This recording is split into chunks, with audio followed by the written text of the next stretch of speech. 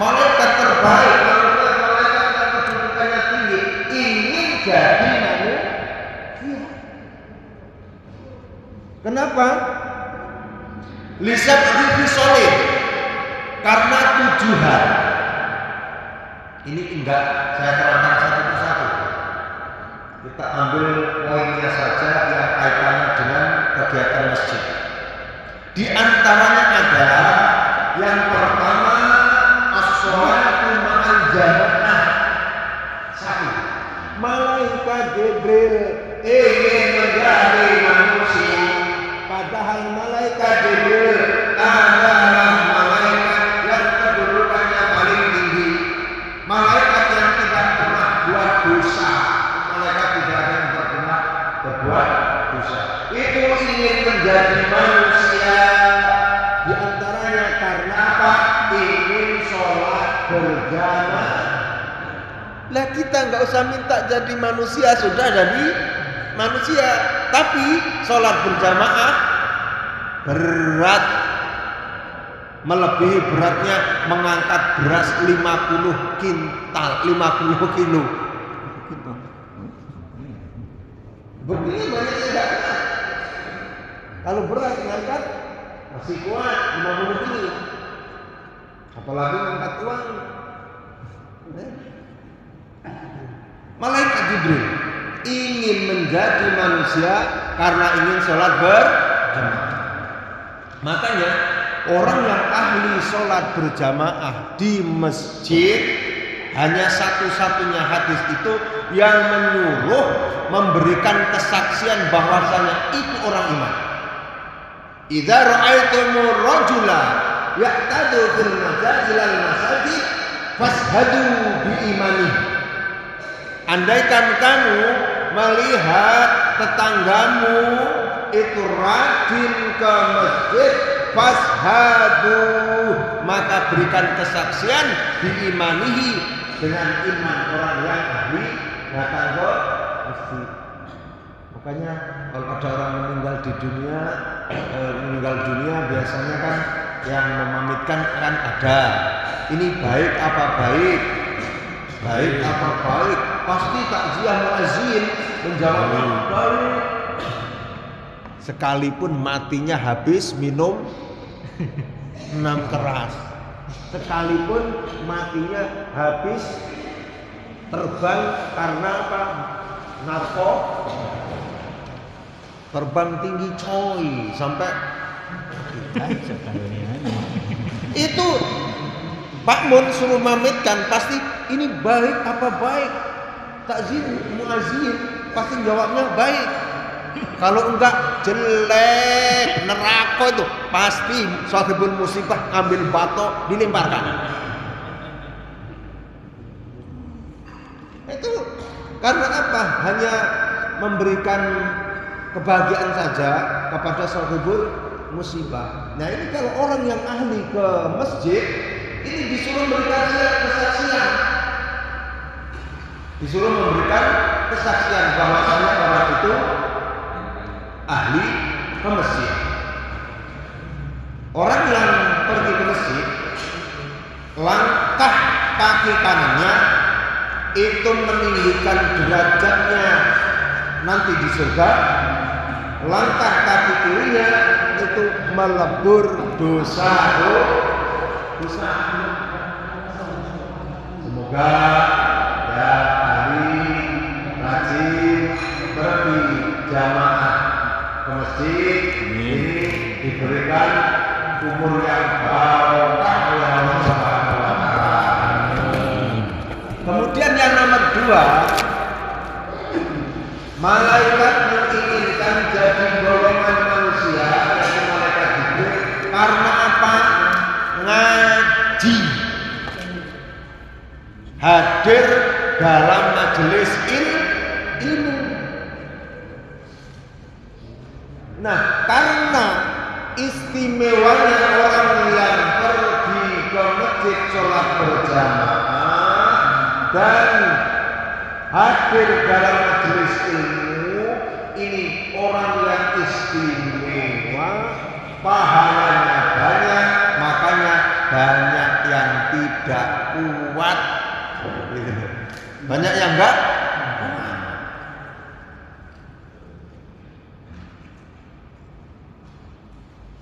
Kan orang yang sholat berjamaah, kenapa Pak Ustaz ya?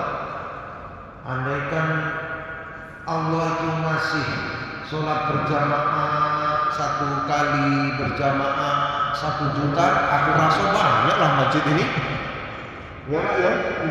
Begitu habis sholat berjamaah maghrib, nah tebluk ada amplop 1 juta. Insya Allah jamaah 100 ya dilah. Oh 100 jadilah lah. 100 jadilah. Insya Allah. Bukan hanya 100, bukan hanya 1 juta, bukan hanya 2 juta. Bahkan kita sholat subuh berjamaah didahului dengan 2 rakaat qabliyah subuh, itu kata Allah lebih baik daripada dunia seisinya. Makanya orang yang sholat, orang yang bekerja untuk akhirat, pahalanya, bayarannya tidak langsung dikasihkan di dunia. Andaikan dikasihkan di dunia, pahalanya satu-satunya orang saja nggak muat di dunia. Makanya nggak dikasihkan di dunia. Tapi yakinlah bahwasanya begitu kita sholat berjamaah, pahalanya langsung ditransfer ke nomor rekening kita di surga. Kita masih di sini, tapi kita ada tabungan kita di akhirat. Siapa yang ingin lekas-lekas jingok tabungan? Banyak apa enggak? Kalau aku belum berani aku. Ustaz Ivan. Belum? Lah. Belum ya. Walaupun ketemu dengan bidadari enggak belum ya? Yang batas lah Johari dulu itu. Johari dulu. Ini kehebatan Langsung pucet. sholat yang ditambahi dengan majelis ilmi. Habis subuh masih Pak Ustaz. Tiap minggu. Minggu tiap hari minggu. Luar biasa. Kalau kita ingat hadis ini, insya Allah, nah malaikat aja mengharapkan jadi manusia. Aku sini sudah jadi manusia. Pergi sholat subuh berjamaah. Minggu ada pengajian subuh. Dua-duanya ini diharapkan oleh malaikat Jibril. Semoga kita tetap diberikan kesehatan sampai ajal menjelang. Allahumma Amin. Sholat ini sangat luar biasa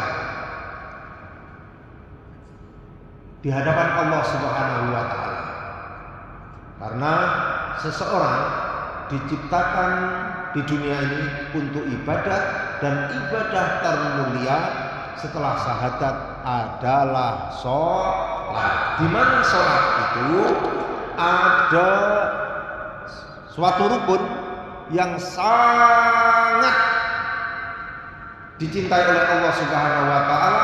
Momen tersebut tiada lain kecuali saat sujud. Itu momen yang paling dekat seorang hamba kepada Allah adalah saat sujud. Dan itu nanti seseorang itu akan menyesal apabila di dunia itu tidak pernah sujud, dan akan bahagia luar biasa saat orang itu ahli sujud, di mana saat dibuka kain kafan dibuka, kemudian jidat ditempelkan di tanah. Di sini dibayangkan juga kan, jidat kan harus ditempelkan di tanah. Kalau nggak nempel itu dipaksa Pak.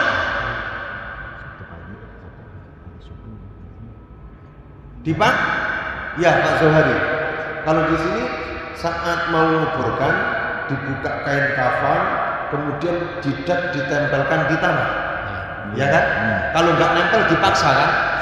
Ganjal. Iya, dipaksa dengan apa? Dengan ganjal. Ada yang ganjalnya itu apa? bunder apa? Bulat. Bulat, nah bulat kan? Ini dipaksa.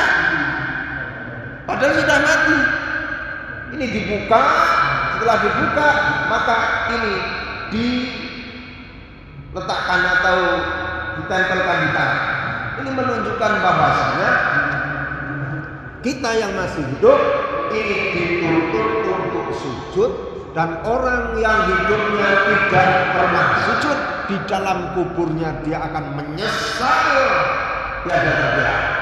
Dan orang yang ahli sujud apalagi berjamaah, saat itulah dia pensiun dan dia akan bahagia luar biasa, melebihi kebahagiaan yang berjalan hidup. Makanya saat kita berjamaah terlambat, nah ini kemarin ini saya menerangkan ini Pak, saat ada apa pramuka itu kemarin tema Jamburi. Jamburi itu ada Pak Camat, ada Pak Wahyudi Kapolsek. Karena saya melihat, saya itu kalau menerangkan itu melihat situasi, namanya ilmu hal. Saya lihat ada anak-anak usia mungkin SMA itu kok kayak gini sholatnya. Makanya habis khutbah, waktu itu khutbahnya saya cuma sebentar singkat, khutbah setelah itu saya berdiri. Nah, saya mau menerangkan tentang masalah kaitannya dengan masjid. Di antaranya adalah sholat. Kalau terlambat, ya katakanlah terlambat, ini perlu dipraktekkan ini ya. Ya, Pak Irfan itu sudah Allahu Akbar semacam ini, kita buru-buru. Nah ini sunatnya bagi makmum, bagi imam. Pak Irfan tunggu, itu kayaknya ada orang berlari. Itu berarti tidak khusyuk Pak Irfan. Khusyuk tidak khusyuk. Itu dikaget khusyuk kalau berjamaah. Jangan egois. Ini kayaknya melihat langkah kakinya itu kayaknya orangnya gemuk ini. Oh berarti itu. Jadi begitu dia mau dekat kayak gini, padahal masih sebentar. Sami Allahu liman hamidah, makruh bagi imam. Padahal makmumnya itu sudah lari-larian. Dan Pak Irfan masih sebentar. Karena ada seseorang mungkin yang agak sentimen gitu, akhirnya benar kami Allahu liman hamidah. Nah, kalau masih Allahu Akbar, kita makmumnya makmum masbuk, ikuti. Tapi kita ikuti Allahu Akbar, langsung ikuti. Nah, setelah itu selama makmum imamnya itu belum sami Allahu liman hamidah, itu Fatihahnya ditanggung Pak Imam.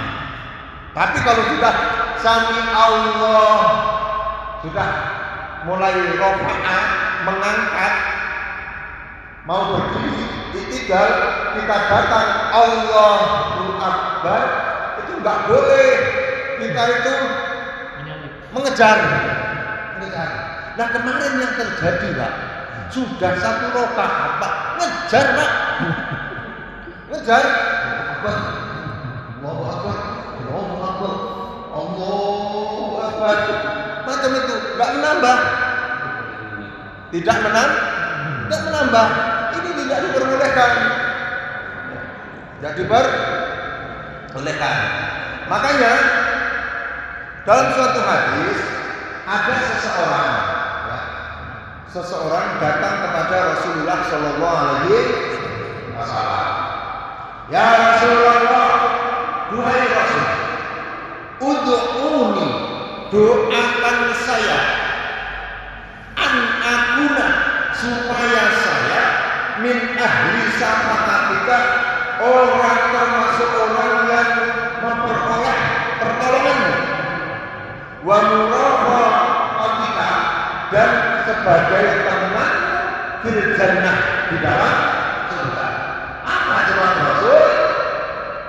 Ini, hai sahabat, ini tolong aku dikasrati sujud dengan banyak sujud. Makanya bagi kita yang makmum kalau tertinggal satu rakaat atau dua jangan diam.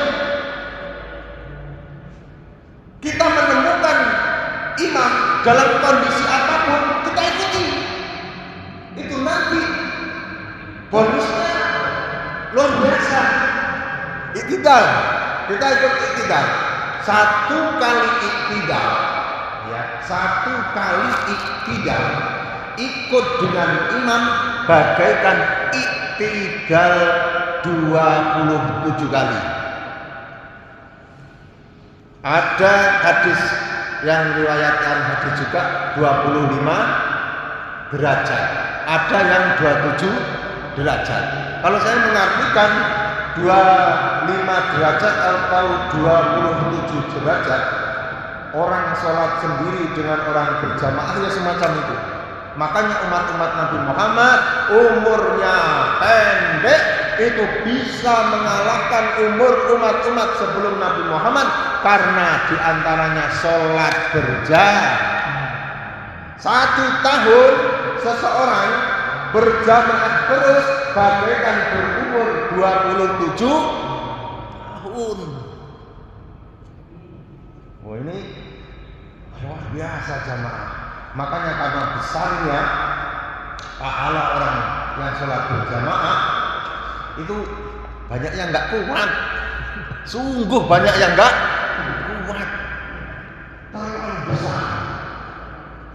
Kalau kita melihat betapa dahsyatnya sholat jamaah, walaupun dalam kondisi perang, kan ada bapak ya dalam bab fikih itu ada waktu perang saja itu berjamaah sholatnya. Coba apa khusyuk coba ya, andaikan datang 1 kali berdiri maka di belakangnya akan semacam itu, rukuk di belakangnya berdiri, kan semacam itu. Sulit dalam berperang, padahal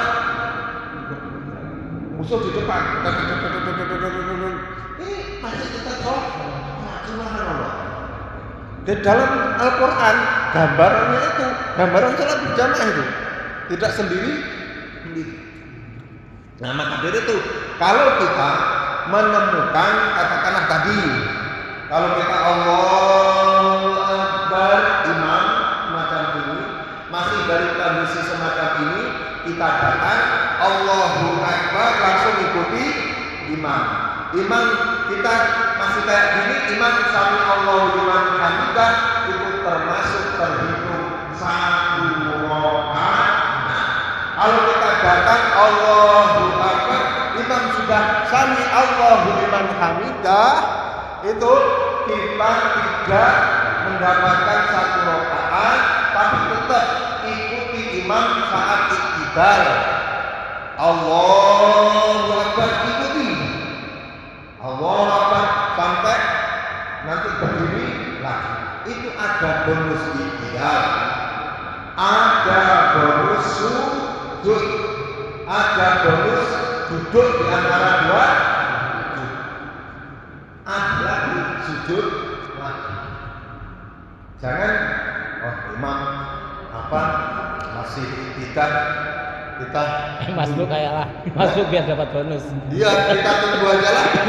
Imam biarlah pakai kan sama nambahnya 1 rakaat, itu ada bonusnya. Ya. Kalau kita masuk dalam kategori ini bika sholat sujud, tolong aku perbanyak sujud. Dengan kita tuh melaksanakan sholat sunat, memperbanyak sujud di dalam sholat, berarti telah menolong Rasulullah Shallallahu Alaihi Wasallam. Rasulullah bangga kalau punya umat itu yang ahli sujud.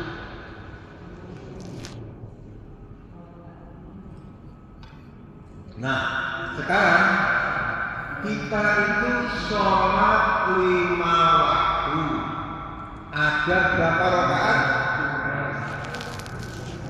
Bu? 5 waktu ada berapa rakaat? 7 17. Sujudnya tiap hari berapa? Sujudnya berarti 17 dikali 2. Karena 1 rakaat pasti ada 2 sujud. Baru kali ini kan menghitung sujud. Iya. Jadi setiap 1 rakaat pasti sujudnya ada 2. Berarti kalau 17 rakaat ada 30. Nah, sehari semalam kalau kita bisa berjamaah 34 dikali 27 berapa? Ayo hitung Pak Mun. Cepat Pak Mun. Jangan ngitung uang baik Pak Mun. Ya cepat. Hitung galon terus Pak Mun. Ayo cepat. 27 dikali 34 sujudan. Subhanallah. 900. Baru kali ini Pak Irfan itu menghitung. Bagaimana Rasul tidak senang dengan orang yang berjamaah sehari saja seakan-akan sujudnya 918 kali. Subhanallah. Inilah yang dinamakan umur barokah. Maka dari itu kita harus senang mengkaji, senang belajar ilmu agama supaya termotivasi, semangat di dalam mendalami ilmu agama. Walaupun memang harus diakui, tidak dipungkiri, akhir zaman ngajak-ngajak semacam ini sulitnya Pak Ustadz ya. Jadi Pak Ustadz jangan putus asa, walaupun subuh hanya ada 5, tidak masalah. Yang penting apa? Saya mengajak itu untuk amalan saya. Kalau yang lain mau, silahkan. Nggak mau, silahkan. Itu karena saya zamanun akan datang suatu masa ala ummati, pada umatku yafiruna 'anil ulama, yang mana umatku ini jauh dari ulama. Kalau dekat-dekat dengan ulama, aku suruh sholat tak jadi duit. Kalau sudah menjauh dari ulama, Allah, maka Allah akan menguji kepada umatku bisalah satu kalian dengan 3 hal. Kalau ulama sudah dijauhi, ulama yang benar-benar mengajak dekat kepada Allah, menerangkan tentang masalah sholat, fadilahnya sholat, caranya wudhu, sholat yang baik kok malah dijauhi, maka Allah akan mengujinya dengan 3 hal. Yarfa'ul barokah min kasbihi. Maka ujian pertama adalah diangkatnya keberkahan dalam mencari rezeki. Rezekinya tidak berkah. Dalam artian walaupun banyak masih kurang dan tidak mampu rezeki yang ia makan digunakan untuk taat kepada Allah Subhanahu. Kemudian yang nomor 2, yusallitullahu sultanan dzaliman. Kalau sudah ulama-ulama yang benar-benar mengajak dekat kepada Allah dijauhi, maka Allah akan menjadikan pimpinan-pimpinan yang memimpin negara itu adalah orang-orang yang zalim. Sekarang ini nampak sekali nih. Nampak sekali. Kita pilih bareng-bareng, setelah jadi dadah. Ya kan? Nah, apalagi dolimnya kuatnya luar. Iya. Kan sudah diwakili. Yang terakhir, rumah bagus diwakili. Bayar 7 minat dunya bighairi iman, kalau memang sudah jauh dari ulama, ibadah tidak, kemudian pimpinan-pimpinannya sudah dolim, kemudian ikut terpancing dengan kedolimannya, dikhawatirkan yahruju minat dunya keluar dari dunia bighairi iman, dengan tanpa membawa iman. Jam 7 sudah Isa. Mungkin ada pertanyaan-pertanyaan kaitannya tentang sholat berjamaah tadi, ibu-ibu, bapak-bapak mungkin. Ya silakan. Assalamualaikum warahmatullahi wabarakatuh. Ya.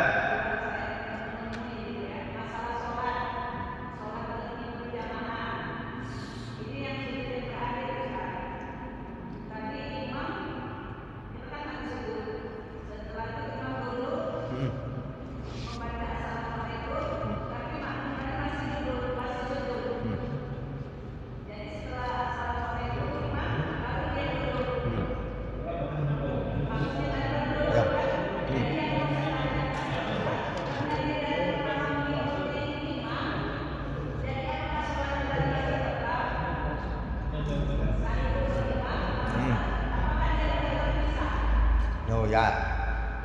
Nah, itu berarti itu disengaja apa memang karena khusyuknya? Wah, ini ya ada yang gini. Karena dalam bahasa fikih itu muktamidan. Muktamidan sengaja. Aku gengsi kalau imamnya salam biarlah aku nak apa agak apa ngareni carry ya. Nah, agak akhir acara gitu. Kalau memang disengaja ya, kalau hanya satu kali dia itu terlambat tidak masalah. Kalau hanya satu kali ya. Tapi kalau 2 kali dia itu ketinggalan imam ya, memang niat apa tidak mengikuti gerakan imam sampai 2 kali ya, tertinggal 2 kali itu batal. Kalau tadi kan masih sujud, imamnya bangun, imamnya sudah assalamualaikum, loh imam sudah salam, baru assalamualaikum, nggak masalah. Itu sering Ustadz, itu istilahnya sok ngalim lah. Yang jelas sok ngalim. Loh, tapi kalau terus-terusan ya sok ngalim. Enggak. Nah, berbeda mendahului imam dengan apa ya? Tertinggal ya. Sering. Ya mendahului imam dengan mengakhiri mengakhiri apa? Bahasa yang enak itu. Terlambat, memperlambat gerakan ini lain. Kalau sengaja mendahului imam satu kali saja, itu mendahului imam disengaja batal. Karena imam itu harus diikuti. Lah, ini masalahnya kalau hanya satu kali saja. Bimisli batil qiraah misalnya, karena lambatnya bacaan sholat. Nah, imam baca subhana rabbiyal a'la wa bihamdi, subhana rabbiyal a'la wa bihamdi, subhana rabbiyal a'la. Imam sudah assalamualaikum, imam sudah. Nah, langsung dia bangun. Baru assalamualaikum, tidak batal. Tidak batal. Bisa dipaham? Kalau satu kali terlambat tidak, tapi yang lebih baik mengikuti gerakan imam. Nah, gerakan imam dalam sholat berjamaah, ayo kita contohkan Pak. Video gini. Ya. Benar, kan? Itu ikuti gerakan imam sampai satu rukun itu sempurna. Misalnya gini. Allahu Akbar, baru saya sudah sempurna kayak gini, imamnya sudah sempurna, Allahu Akbar, baru ini ikutin Allahu Akbar. Jangan sampai imamnya masih Allahu Akbar sudah mengikuti, menyamai. Itu kurang bagus. Jadi sampai imam itu sempurna Allahu Akbar, baru ini Allahu Akbar. Terus sami Allahu liman hamidah. Ini sudah baru ikuti lagi Allah. Jangan ikut dulu. Sampai aku Allahu Akbar baru. Nah, itu namanya satu rukun sempurna. Dan bonus lagi di dalam sholat berjamaah. Tadi kalau memang satu kali itu pakai tidak disengaja tidak salah. Dengar ke dulu ceramah ngobrol lah betul. Allahu Akbar. Imamnya Allahu Akbar, baru kita Allahu Akbar. Lah kalau sampai Assalamualaikum itu berarti lama. Jangan-jangan ketiduran. Banyak doanya tuh. Setiap sholat. Loh, kalau semacam itu tahiyat itu kan lama. Iya. Nanti kalau tahiyatnya itu kalau dalam sujud yang terakhir bisa-bisa batal. Karena sudah gak nyambung. Karena tahiyatnya kan belum Allahu Akbar. Allahu Akbar, at-tahiyatul mubarak. Itu kan lama kan? Karena kan tadi pertanyaannya sujud akhir kan? Belum lama ini. Tinggal jauh. Banyak mintanya nih. Banyak mintanya. Oh, nah, lain lagi kalau kurang pendengaran. Kalau memang disengaja, amidan, aliman, batal. Kalau tidak tahu, ya enggak. Makanya sekarang saya beritahu, mulai sekarang, kok sudah tahu, kok tetap dilakukan, batal. Karena tahiyat itu lama.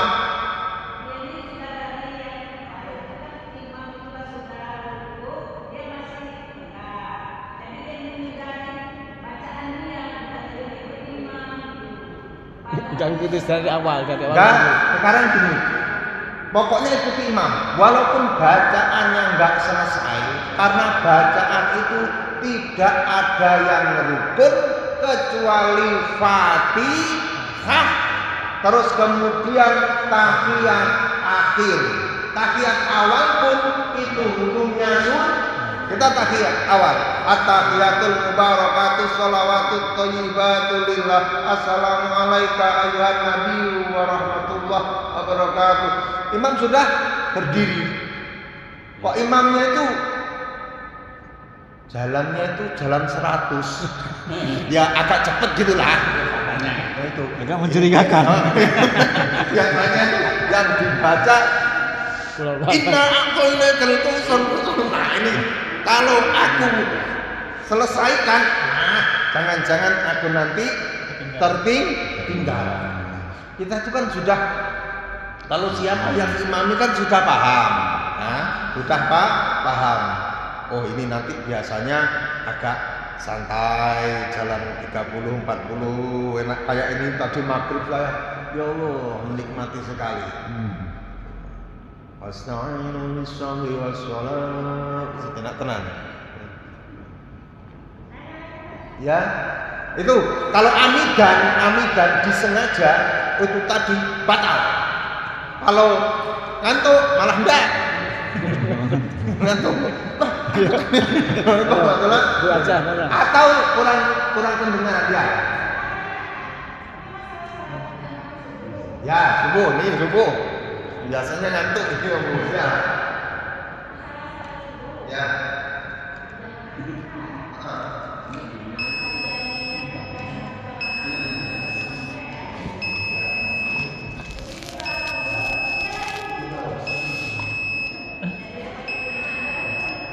Lupa.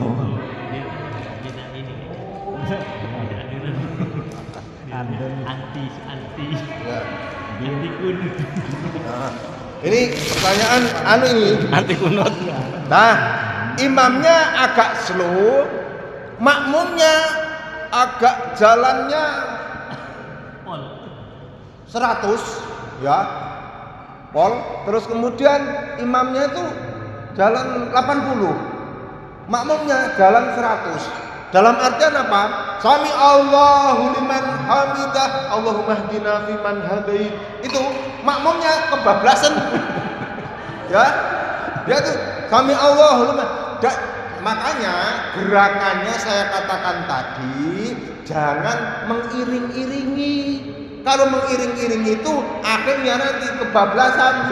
Ini contoh, sami Allahu liman hamidah kan hampir ngiringi imamnya Allahumma dia langsung Allah. Kayak gitu kan? Nah. Tegak lagi ya? Ya, ada dua versi. Kalau seseorang sholat sendirian, itu kalau sudah kayak gini, sami Allahu liman hamidah, misalnya dia itu mau apa? Rukuk, mau apa? Rukuk atau mau dari sini, misalnya mau berdiri, tapi itu ingat tahiyat kedua. Misalnya seharusnya kan duduk, rakaat kedua harusnya duduk. Tapi kalau dia sudah, ini apa? Kan sering kayak gitu mungkin ya. Nah, kalau sudah mendekati berdiri, sholat sendiri nih, kok kemudian dia duduk karena tahiyat kedua, batal. Kenapa? Karena sudah mendekati berdiri, sedangkan berdiri itu rukun, kemudian tahiyat awal itu sunat. Nah, kalau ini tadi ada dua versi, Bu. Ada yang kalau sudah semacam ini ya, karena tadi imamnya agak nyantai, dia terlalu cepat. Ini kalau sudah memang semacam ini ya nunggu gini. Tapi saya setujuan versi yang ngikuti imam. Kembali lagi, kenapa kok beda? Iya, karena tadi sholat sendirian. Kan tadi kalau sudah kayak gini, kembali lagi batal kalau sendiri. Kalau ada imam, ini kehebatan sholat berjamaah. Mungkin semacam ini sudah bisa. Nah, asik Bu sebenarnya, Bu. Ya, ngaji ini sebenarnya asik, nggak terasa sampai bisa. Demikian mungkin apa yang dapat saya sampaikan. Mudah-mudahan manfaat. Bisa ketemu lagi.